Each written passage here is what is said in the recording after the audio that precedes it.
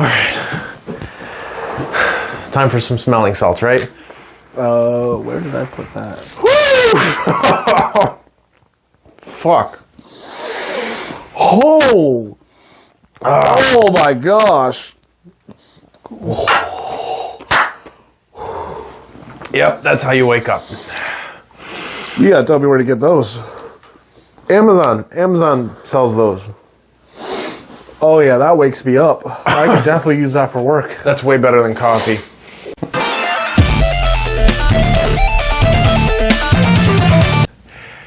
Hey guys, and welcome back to Jackal's Den number 7. Today I have Trash Bag with me right here. His real name's Cameron, but call sign Trash Bag. He's actually been with my team for 8 years. He has officially reached the, state of fact of where you have your gold patch. Way far between that. Everybody in my team that's been with the team longer than 3 years gets a gold patch. But this guy's been rocking it for a hot second. So, Cameron, go ahead, introduce yourself. Tell us a little bit about you. Well, like you said, excuse me, my name is Cameron, call sign Trash Bag. Been on the team for about 8 years now. When I went on, it was just, that was a small group of guys. We were nothing. We were just a group of guys who played airsoft, nothing more. But, over the years, how hard we worked, especially in the beginning, man. Remember how hard those drills were. Oh, yeah. Every week, not only just CQP drills, but just basic fitness drills, doing everything to make sure we're at the top of our game, and it was the hard work definitely paid off. I went on as a medic, I still do. Really considered like I guess team's head medic. Mm-hmm. I usually, when someone comes in wanting to go as medic, I usually kind of train them, get them the feel of it, and how they're expected to act when they're working with us. And been away for a good few years. Get some stuff together in my life, but now I'm back. Everything is going great, and I can't wait to get back. But you were making it for Milsim's. I was, but you were making it for Milsim's at least. There was a few years where I wasn't able to, but it was just strictly a financial thing. But then I got my stuff all together, and now, I'm usually at just about every Milsim that we go to now. Mm-hmm. And honestly, I'm really glad. I'd like to do more pickup games, but really, it's those Milsims is what I live for with this team. And to be honest, as we've gotten older too, the team's really kind of stretched more towards like Milsim events. Yeah, don't get me wrong. I mean, walk-ons are great, but why spend all the money on walk-ons when we travel? We travel a lot. I mean, we did, 8 Milsims in 2023. In 2024, we did 4. This year, we're looking at doing like 5. So, I mean, it is expensive. You know what I mean? Oh, yeah. And when you're spending... I mean, I know a ticket's like $25-$30 when going on to a walk-on field. But not that, but we get a field like DV8. Yeah. Where you get pretty much like somewhat mini, like Milsim, you like mini Milsims pretty much that they try to put in their games. So we try to, that's really the one field we usually spend more money at for stuff like pyrotechnics or, 40 mics or whatever in case they bring the vehicles on. And we get spoiled. I mean, that field is definitely Milsim oriented. It's ran by Milsim players too. So, I mean, we definitely get a much broader aspect than your normal walk-on field, which, again, I emphasize spoiled because a lot of airsoft players don't get that. Big shout-out to DV8. If you have not been there and you're in the Central Florida area, please go check it out. You won't be disappointed. 100%. And big shout-out to BTA, too, Black Tiger as well. Mm-hmm. You guys have an amazing field. You've been making it this entire last 2 years since you've opened up, and it's really been coming along. I love the plane. I love the plane. The plane's a cool aspect. I haven't been there yet, but I honestly really want to go there and check it out, because I remember before they were at... when they were originally at DV8, mm-hmm. the place they were at before, that was the first time I went to Black Tiger. It was like a big forest-like area. Yeah. I remember, and that field was great, but then they moved over to DV8, and that was great, and now they got this new area, and the way I see it, that's just another area we get to go to, another area, new places we get to play at. I agree, and I like that DV8's doing more night-oriented Milsims now, too, so they're bringing out the Humvees, they're bringing out the tanks, they're bringing out IR flares, stuff like that, and you're really seeing more of a Milsim accurate night game, which, I mean, you don't even see that at Milsims anymore. That was something you saw back in the day, but you don't nearly see that as heavy as you do now. They put it all into the daytime. They definitely put all the aspect in the daytime, which I get it. It's expensive. Getting night vision's expensive. I mean, I run just what is it, Psionics? I think Psionics is what you And you're running a... That is a... I think it's pronounced Goyojo? I don't know, Goyojo, or I don't know which, but honestly, for budget night vision, this is the best you're going to get right here. Especially if you get the upgraded version. It's only about $100 more.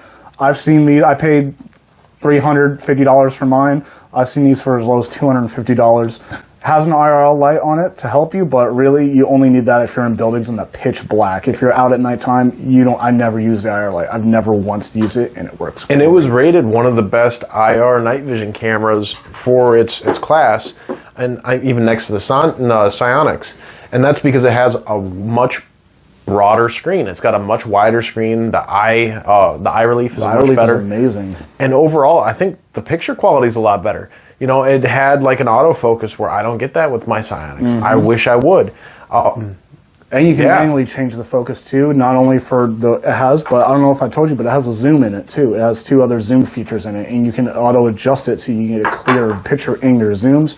Yeah. So you're out in those night games, you got something far away, you're not too sure, you can just hit the zoom button, dial in that, adjust it to where you can see clearly, and you'll have a lot better chance of seeing what's out there. And the Pro version too, you're able to record with an SD card as well, which is really nice. Yeah, that's my biggest beef with this. Probably my only beef is the fact that you got to use an app to record on this. And everybody that's talked to me about this camera has shown me videos of it. They say the app works great. I don't know what it is about me, but I've tried it on 2 separate phones. I can't get it to work, but I'm the only person that I've ever seen in any reviews of people saying they can't get the app to work. Everybody else seems to be able to. Yeah, and now you can get the Pro version with the SD card a lot cheaper too, which is nice. You get full color and that white phosphor, which gives an even better image. Oh yeah, and it looks better for video footage too. And it's easier on your eyes too. Yeah. I noticed like that after a Stonebreaker, the night op, after like a few hours with that on, it did start to hurt. And even though I did kind of condition myself, you know, the few weeks leading up to that by wearing it at night, walking around my house at night, trying to make sure, you know, I can deal with the lack of depth perception and just having that green light on me on for like so long, but still out there. Eventually it did start to give me a little bit of a headache, but it did take a while for that to actually kick in. Yeah, and some of the boys on the team do prefer the green. They're using the Psionics with green. Personally, I like the colored. I do the colored on mine, or I'll do the white phosphorus. I do like the white phosphorus. It's a little bit easier on the eyes, so I agree with you. Now, and that's not comparing it to real white phosphorus, like the people using PVS 14s, PVS 21, stuff like that. Yeah. But it does give you the same kind of picture as what you're looking at, which is nice. But now that's the difference, is these are IR night vision over a, you know, actual night vision where it's using a, you know, photosensitive, you know, monocular. So, yeah. But anyways, let's talk about some of the gear that you use on the field. What makes it easy for you as a medic to run on the field that helps not just yourself, but the boys as well? Well, one thing I like to do is not only put stuff on my kit for me, but little things for my team. Like starting with my bag, you'll see I got a dual mag pouch and a single. Well, I mean, if you play with Matt, you'll know he's one of the first people to run out of ammo on the field. Yeah, CQB player run out of ammo all the time. Like a lot of times we'll be out there and one of us will run out of ammo, so I try to keep these, I can only fit singles in there, so I get 2 in here and then a double stack in there, and that way, just in case if enemy needs it, grab them off my bag, whatever, and they're just random mags. I could really care less if they get lost or anything. It's whatever. But just so that way they can help them out. I just say you run ammo too, which is nice. Yeah, I do carry like a nice like speed loader on me, just like a little bit, just to keep you in there for like another mag's worth. Yeah, just to help out a little bit. Plate carrier, I run the Matrix USMC style PC on here. You know, obviously you could get, you know, better options. You spend the money. This really was only like $60 for this one. I do get a little curious on some of these cheap ones just to see exactly how well they hold up. But honestly, this it's done a great job. Honestly, the stitching really isn't as good, but nothing's really fallen apart. You've also been rocking this for a while. Not to mention your original style was to run more of a Desert Storm kit. Yeah, and I like more of that. Yeah, I'll say like Desert Storm or like 2005, 2006, what you'll see is where it's not super high speed like everybody else runs, but it still has that tactical like look and feel to it. I got plenty of model like real estate on here, which I learned after trial and error, so many years, and also, you know, some of your counsel, take the stuff off the side. It'll help you out. And I've noticed that too. Taking all the pouches off the side, it has helped a lot, especially when going through doorways. Oh yeah, 100%. I had a lot of issues with that where I would get a little slow in there. Now I'm much faster. I've learned just keep basic essentials. I keep my tourniquets in my admin pouch, mag pouches, radio pouch. That's really all you need on the plate carrier. Anything extra, I run. It's just a generic brand battle belt. I got off a company called Dead Hands. They were going out of business, so I got this for 20 bucks. With a bunch of mix match pouches that either I had bought in, which are like these two, or a few of these I was actually gifted by random players on the fields. They just didn't want them anymore. I'm like, hey, you want this, you can have it, go for it. And really all I use these for, I got my extra Thunderbeat cores in this one, and then my green pouches, smoke grenades. I carry a ton of smoke grenades. We'll always have cover. Now, granted, it'll usually bounce between smokes or frags. Yeah. Just depends on what I get at that event. And just like the rest of us, you're running a dump pouch, you're running an admin pouch. Yeah. Drop leg holster for a pistol, although usually I don't really see much use of me running a pistol, so a lot of times I'll just take it off. It's less weight on me, especially if I'm trying to focus really on medic stuff.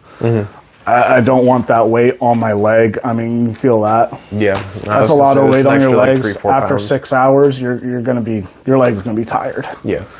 So usually, unless I really feel like I need, first of all, the pistol, and then really right here, it's just a basic first aid kit. It's just, you know, one of us gets kind of a little hurt on the field, just to kind of get us through. It's nothing where if it's like a serious injury, I don't got anything in there that's going to help out. That's something that we need an actual trained medic for. And we do have actual trained medics on our team too. So whenever he doesn't have the equipment for it, we do actually have EMTs and stuff on our team that are able to assess us if we ever need that situation. And they're the ones with the proper training, so I feel like, you know, let's just leave that to them. I can handle, you know, like the little boo-boo stuff. But at the end of the day, they still sign up as medics during a game. So and then honestly, this doesn't really weigh much. I can run all day with that. Yeah. It really doesn't put much of a load on me. And it really expands my time out there. All this equipment you use too, which is nice. You know, this is not all equipment that. It's not. I feel like everybody's really cut the amount of stuff that where it didn't matter anymore. Where this is all stuff you use. You have a lot of smoke grenades. You do a lot of stuff for support. I mean, realistically, you play more of a supportive role. And especially with the medic, if they're really in a bad spot, I've got I got like 6 in total here, and then another 2 here. So that's 8 right there. I can throw down as much cover as I want to do what I have to do if I feel like I need to. Hey, the smokes get us, and get you there. You know, that's the biggest part. Or if we need to get into a specific spot, well, I can get us there, and then, you know, majority of the team can focus on stuff like frags, or, you know, if we can get them again, the flashbangs. Yeah. I can't remember the last time I seen flashbangs for sale at like events. I mean, average, how many people do you think you medic though? Like in a game? Milsim. In a Milsim, honestly, it's really too many to count. Yeah. I don't really pay attention. It's just as soon as I see that they need me, I just quickly go over to get them, and then I kind of make my way. If it's not one of you guys, I try to make my way back to you guys to continue going where we're going. But yeah, usually when I'm working with the team, is a lot of what I'm doing is getting them back up, getting them back in the game, so that way they can push towards our objectives. Make sure that we can get those taken care of.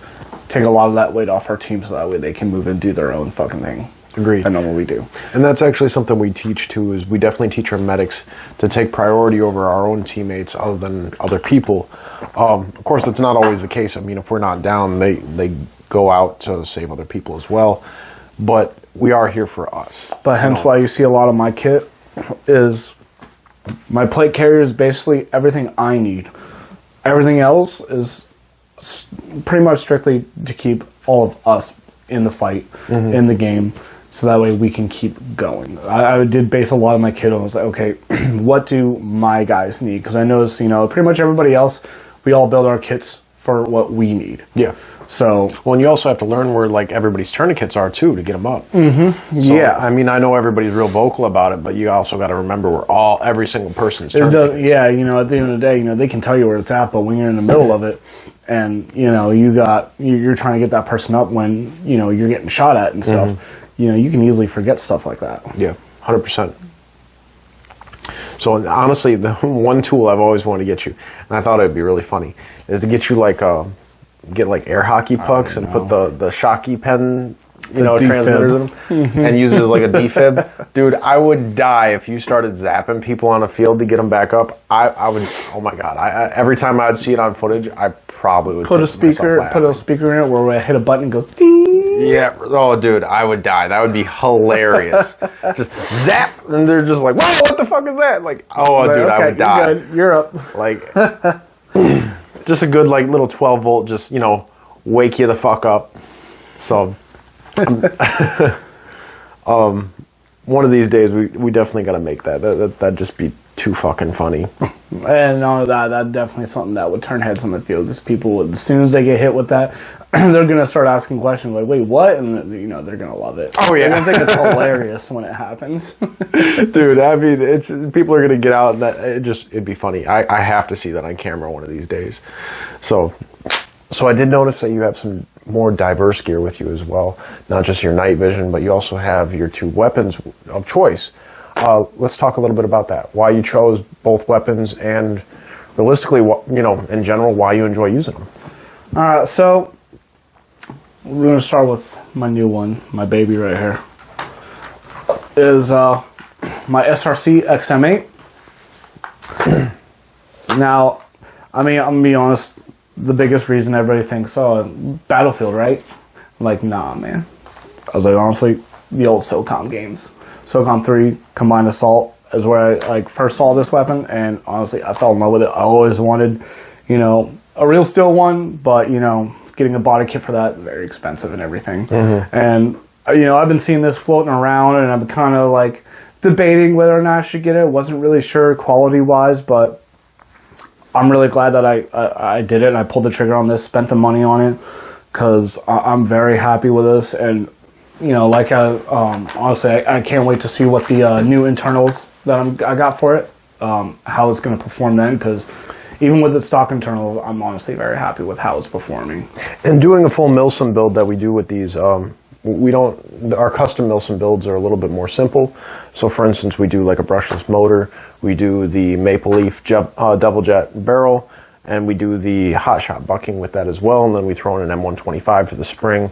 He did upgrade to some nicer mid caps, which I really like these mid caps, man. These what are they? The EPMGs, and it's kind of like an M4 style based mid cap, and they feed phenomenally from the videos you've been showing me of how it's been shooting. Well, not only that, but they're lightweight too. The one thing that I really love about them is that they're not only compatible with M4 mag pouches, but you can double stack them. You ain't going to be able to double stack G36 mags in one of these. You can fit one in there. That's it. They're just too thick. Yeah, just too thick. Whereas with these, they slimmed it down pretty much up until the actual connector piece where it actually goes into the rifle. That's the only part that's thick, and it's still even thinner than a G36. And they feed better too. They feed better than a lot of them. Perfect. Honestly, I've never, like, even with my M4s, my AK, I've never had a mag that so far that hasn't had any feeding issues, and I've been, test firing this, here and there, and I still have yet to have an issue with it. And I like that it has a rotary hop-up stock too. I understand the concerns you were sharing with me earlier with the scope, with it having a kind of a weird eye relief. That is a very small sight picture. Yeah, I'd say my biggest beefs with this is the scope. Definitely you're going to want to switch it out, but luckily it's got Picatinny right underneath it. You can throw whatever you want on it. Perfectly fine. And then I would have to say is the pin that holds your mag release. You're definitely going to want to put a little bit of super glue in there, slap it in there, because it will fall out just from pulling the mag out of it. It will fall out.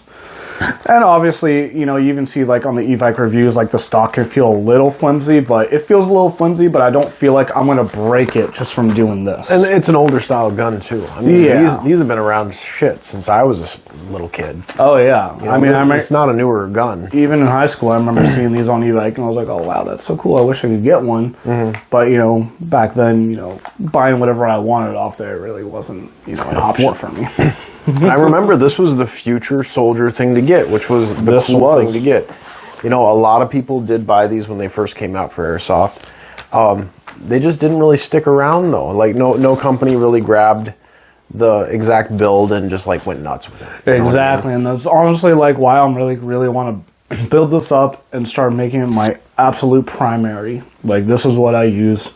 Because I really want to see more of these on the field. I've personally never seen it. I've seen some Facebook groups where people will kind of post like their XM8s, but I won't really see any like unique builds. And I feel like once I can get like a nice build going on with this and I start bringing it out and people can see what these can do, maybe they'll start, like, hey man, I might pick one up and then we might see a little more of them in the field. Plus, I mean, it's very light too for what it is. So, you don't have to worry about lugging around a heavy rifle with these. Yeah. Just... obviously this isn't going to be like your standard metal M4. You do have to be a little more careful with it.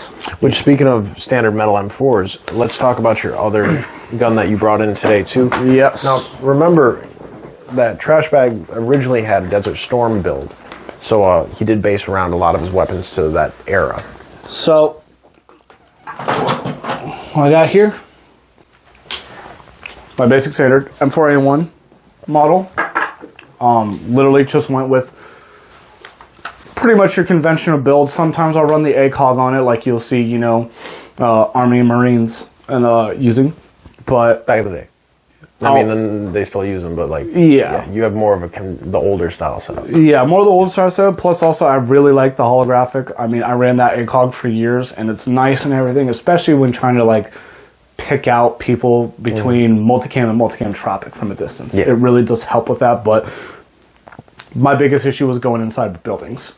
I always had to tilt my rifle to the side or just hold it up more to where I'm not really getting I'm actually not able to properly aim my rifle in there. And that caused a lot of accuracy issues with me, whereas with right now, I can easily bring it up and I know exactly where I'm going to be shooting at. I mean, even in the Southern Watch videos, when I was in the back of that truck, that one person that just peeked his head around right over there, and I mean right here, and I barely saw it. I was able to quickly bring my rifle right over to him, get the proper aim on it, and those couple rounds I put off, hit him straight in the head. And to be honest, watching your overall gameplay footage, it does seem like your engagement time's a lot quicker too. A lot more snappier. I've noticed that too. It's like it's a lot quicker, a lot more snappier, because I'm not having to figure out where that sight is with the magnification of it. Whereas this, it's just aim, shoot. So honestly, I do like my ACOG. I love it. I'll always love it. But I think for now, I'm really going to start rocking the holographic, or maybe like a T1 or something like that. And I know you've had this gun for a while, so I understand that you want to upgrade it too. Yeah, and it's nice too because I got that EBBR version of it. So when I'm firing, you're getting that bolt going back every time. Little nice bit of realism to it, and only thing is that I do want to kind of make it shoot a little faster, which I do have issues. That's really my only issues is the semi-auto. When I'm at Milsim's, I actually have it on full auto. The entire time. Southern Watch, I had it on full auto, but I just, because of the rate of fire of it, I was able to easily fire it semi-auto at a time. But just because I test fired it before we left for it on semi, and my trigger would lock up. Yeah, you're having issues with it. But, I mean, even then, like I said, I was able to shoot semi-auto perfectly fine in full auto, so it's like, I didn't really care. Plus, as a left-handed shooter, you have it down right there. Your finger's going to hit it, you're going to feel it, and it does feel weird. I know my left-handed shooters out there, you know what I'm talking about. So it was nice being able to kind of have that smooth feeling right here where I didn't feel a bump pressing into my finger, my trigger finger especially. And I noticed you removed the selector switch on your XM8 for that reason too, which, I mean, honestly, I dig. It did, yes. And then also, which is really like the one other little issue, was just how they're like put on was the one on this side wasn't put on that well, and it kind of like messed with how it attached to it. So I was like, you know, I could try to leave it on there and try and make it work, but at the end of the day, I already know halfway through an event, I'm going to look down and it's going to be gone. Oh, yeah. So I might as well just get rid of it. I never use it anyway. I'm left-handed, so my thumb's going to be on the other side with the ambidextrous controls on it. Another thing I love about it. I don't have to use my trigger finger. I use my thumb. But I really can't wait to see what this is going to be doing for our future. I'm too. I'm excited to see that on footage too. It's a whole different gun than what a lot of us run to. Exactly. It's going to be fun seeing it. It really is. For the Milsim, are you going to be running your, what is that, the 3 times? What's on that? It's a 2X actually. Okay, so a 2X. Are you going to be running your 2X or are you going to be running a hollow? Hollow. Okay. Just because of the eye relief, honestly. The sight's not that bad. The picture of it, like once your eye adjusts to it, it's really not that bad of a sight. It's just, even if you're trying to snap to it, it's going to take a good 3 seconds for your eye to actually adjust to the sight and where you can actually see where you're shooting. Oh, gotcha. And that, you know, especially you're going in a room 3 seconds, that's a lot. That's instant. Boom. It doesn't matter. People can get you in half a second. Your holograph should be what you want to use for that, especially with this next op that we're going to, which we're going to the AMS event in Alabama. It's a black site. It's all going to be CQB. Not to mention, it's going to be a lot of dark areas, too. Exactly. So it being dark, and to kind of introduce you guys to why he's wearing black multicam tonight, this is the camo we're going to be running at Black Site this year. So they don't traditionally have like a tan faction base for this year, so it's either black multicam, civilian, or green. Of course, we'll never run green until the day we die. So we went with the black multicam. We almost went civilian, almost. But honestly, it gave us a reason to buy black multicam. A lot of us have always wanted to run it, and so on. You know, I was down for like the grays, but once I got this, I was like, you know what? I think it was better. We went with the MC black. Yeah, it looks sharp. It looks sharp. We kind of gave, and you have to do a black helmet on this event, so we did a black camo pattern out of a alligator skin.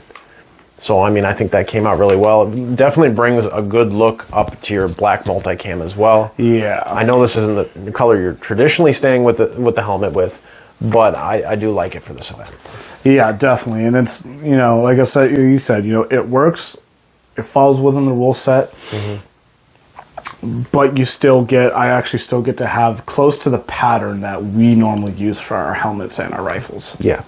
You're still able to keep some type of camo pattern. And not only that, but once we're done with it, we can easily just go back and change it. Yeah, it's the best part of spray paint. You can just kind of do whatever you want with spray paint. So we got good guys on our team that do awesome spray paint jobs. For instance, he just got his EP8 done today. I just got my new Milsim rifle done recently too.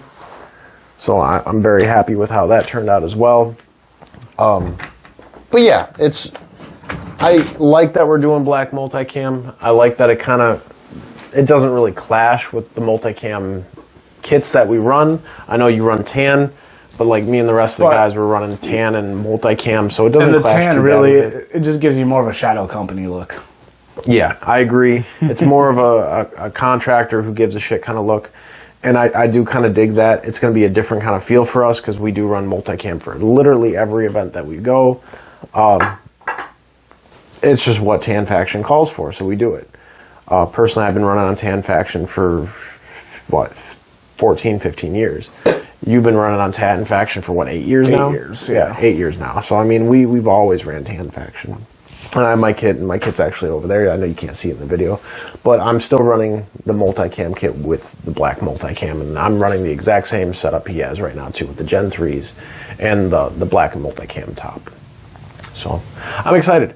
I would bring up a little bit more intel on the back TV for this show, but I don't have it set up for that for this show. But we will be having a podcast directly related to Black Site coming up in the near future. So stay tuned. Definitely stay tuned. And that way we can get more of the boys together that are actually going to be there. Agreed. Get a lot more intel and not only that, but we can actually figure out, you know, what they're going to be running specifically for that event. Yeah. And I wish we could have Dalton in here. Ronan will not be joining us for that podcast, but Zuki will be in for that podcast. So, okay. Hopefully I'll have both of you guys in the same room and we can all talk about intel. But I'm really excited for it. Things I definitely think we're going to see a lot of is I think we're going to see a lot of grenades. 100%. The buildings, it's a military office building that we're going to. So at some point in time, these office buildings were used for the military, and then they became a training facility. But they are kind of futuristic, modern-looking buildings, all made out of concrete with like different levels and like open lower floor plans. And it's interesting. It's different. To be honest, it would be a cool AO for like the Star Wars event or something to be at, because it does look kind of sci-fi-ish. The concrete sci-fi look of it. Yeah, it looks like a rustic kind of sci-fi environment. It's bizarre. It really is. But we're gonna have a lot of windows open too, so we're gonna have a lot of angles we're gonna have to watch. Or man, you let that place overgrow a little bit, do a division event. Well, it's already overgrown, so I guess the grass there didn't get cut. That was the intel that we got on it. Okay. So everything there is roughly about 3-4 feet. I don't think it's gonna be like Arcadia, where it's like 5-6 feet, but it definitely is overgrown. So it doesn't sound like these guys do anything to this field. Okay. So, to be honest, other than airsoft, I think that's all they do at this training facility. It's not like Altair or GTI, all that, where they get used multiple times a year. So this one kind of seems like they just use it for this, which is great. Yeah. I'm not complaining. Less chance that they're going to cancel our events because, military or, law enforcement need to use it. Yeah, and I like that concept too. It's nice not being kicked out of our AOs, And unfortunately, as we keep playing, just like Casavac, when we were at Southern Watch, that's when we got all our refunds when we found out, last minute. Yeah, it got canceled. Yeah, and it's a shame because you love an AO and then you never get to play it again. So, like I tell all my boys, play it like it's the last time you're going to be there, because chances are it's the last time you're going to be there.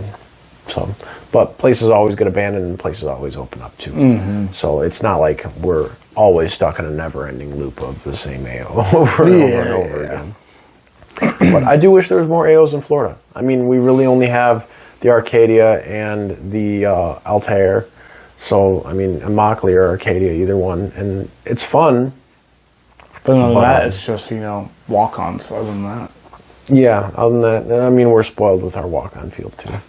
Yeah. But big shout out to Blue Mag Group.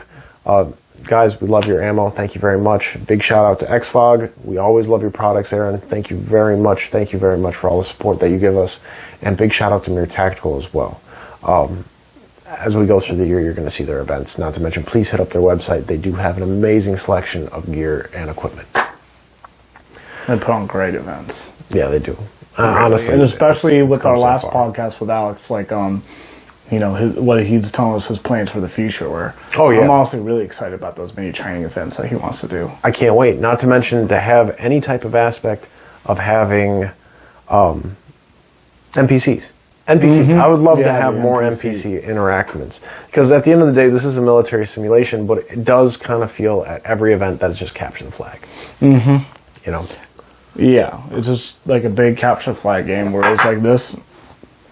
Not only it's more to interact with during the game, more to do, but it really makes the world feel more alive. Yes, I agree. And that's like that.